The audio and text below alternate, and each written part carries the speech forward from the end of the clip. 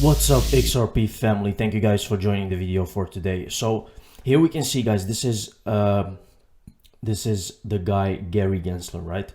He's talking about what the SEC's mission is here. He's clearly confronted on a subject like, is it looking like enforcement instead of regulation? Look what he replies to, guys. And I want you to understand that there's just something bigger involved here, because this guy is not stupid, right? This guy has millions of dollars, and we all know that if you have millions of dollars, at least you're not stupid, right? You know what you're doing. So we can clearly see, guys, that there's something bigger involved here. Some think it's corruption. I think it's something else, guys. I think these people know that XRP is going to be the one. I think they know that they have to put a certain framework for XRP to be some kind of example for the industry to move on forward, something they can compare other cryptocurrencies or other cases to, right?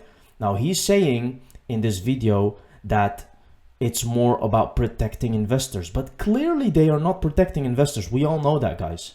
And again, this guy is not stupid. He knows that it's not about protecting investors as well. Let's take a look.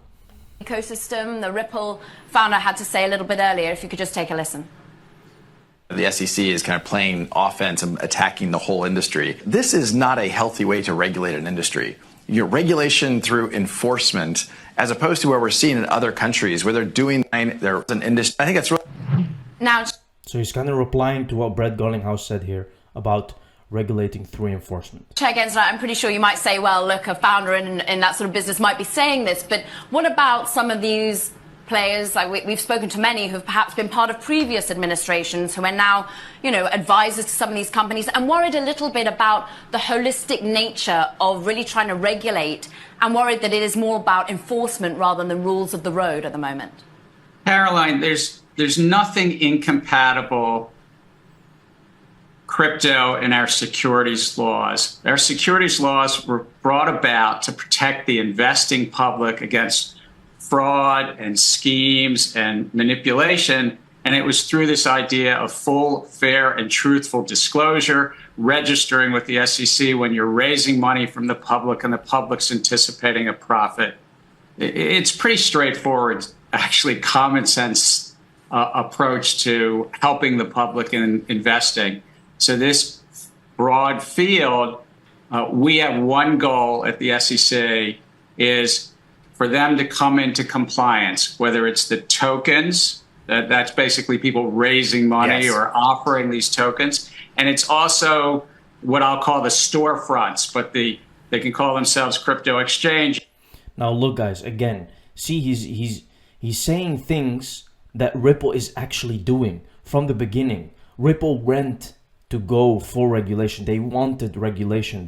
They clearly are a company that is not accused of scamming, that is not accused of scheming or doing anything which is fraudulent. So they went and actually they were seeking regulation. And now he's saying that they want companies to do that before they actually do anything. But Ripple didn't get regulation in the early days. See, so that is already something, and he knows that, guys. He's not stupid. Again, it's not like he doesn't know that. He knows, but I'm telling you, there's something bigger involved here, which they cannot talk about, of course. This is what they're showing you, guys. This is all a script. This is how they have to put on the show. It is that way, guys.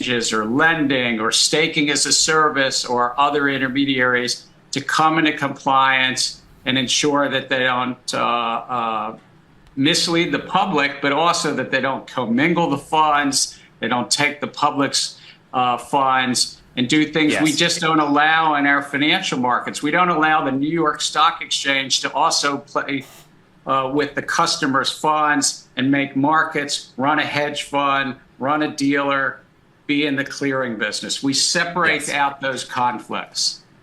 Mr. Gensler, thank you for your time. You've set out the goal there.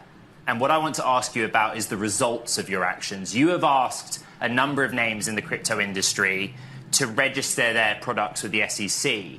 Very few have, in particular, those that are most known to us, the bigger names in the industry. Why are they not acting on your requests? Well, the law is the law, and they need to come in and properly follow the laws, and we will work with them to do that.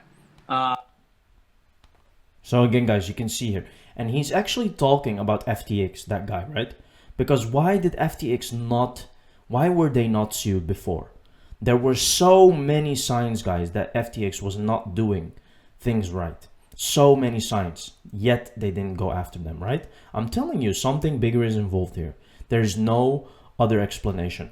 Honestly, SEC, work with Hester Peirce and get something out. She did the legwork. America was sold on the idea of being free, and we have less freedoms than other countries. At this point, it's just embarrassing. I stand with the XRP folks. Now, he actually replies to Ripple CEO believes the US is at severe risk of missing out on being a hub for blockchain and crypto innovation. 100%, right? You can go to the UAE, you can see other countries, guys, they are moving forward very, very fast on crypto.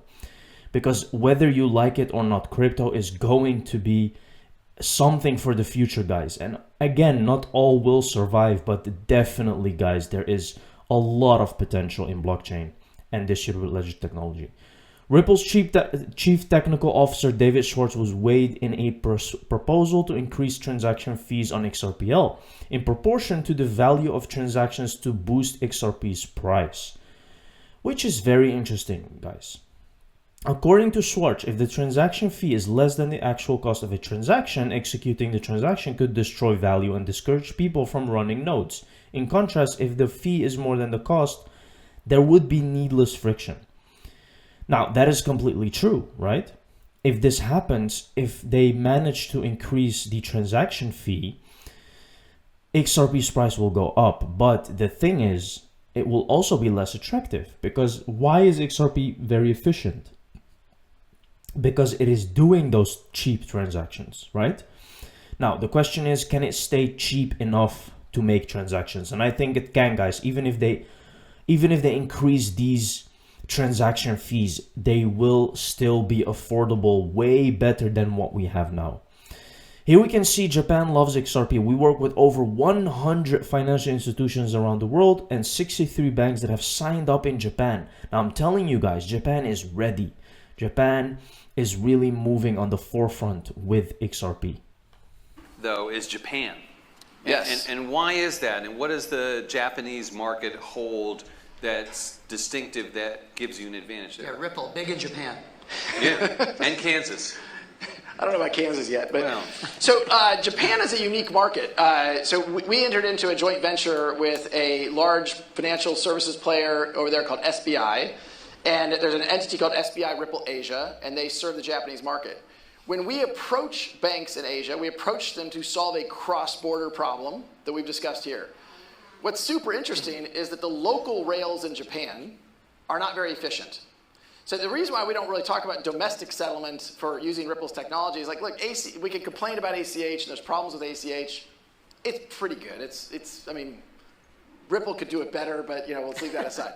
It'd be a hard sales pitch to walk into the Bank of Andy and say, rip out your ACH rail and use Ripple. He'd kind of be like, look, that's not a big problem. That's not a big friction point. If I go in and say to him, hey, your cross-border transactions, you're like, oh, that's a high friction point. My customers are frustrated that there's no transparency in the transaction. There's a lot of reasons to adopt Ripple. What happened, which we didn't really expect in Japan, is because the Japanese local rail isn't particularly efficient, we had all these banks talking to us about cross-border. They're like, well, wait a minute, can't we use this domestically? Right. Yeah, you can use it domestically. Within Japan. Correct. And so we have, I think now, 63 banks that have signed up in Japan. It covers 40% of all accounts in Japan. They're in the process of going live within Japan. What percentage of your business right now are these Japanese banks? Or at least the relationships in Japan? Well, in terms of the number of banks, it's over 50% of it. I mean, we publicly announced we work with over 100 financial institutions around the world. I mean, I think said, I think it's 63 in Japan. So, it's a big percentage. It's a very big percentage, guys. And you can see that Japan is very, very important for Ripple and XRP because they had friction inside the country with making payments. Now, can you understand that, guys? And what happens when they also start seeing that it's just better to use Ripple also, for example, in Europe, or for example, within bigger countries like, Germany and all that stuff. It's really a big thing, guys, and that is why it is just big in Japan now. You can see that they have so many banks signed up there, but it can go way faster than that. Now here we can see on March 23 the AU will launch its DLT pilot regime. Now why do you think this is, guys? And it's exactly what he says in the video, right?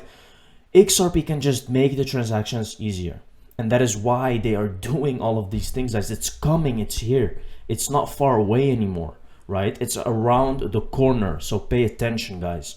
Thank you very much for watching the video. See you in the next one. Cheers.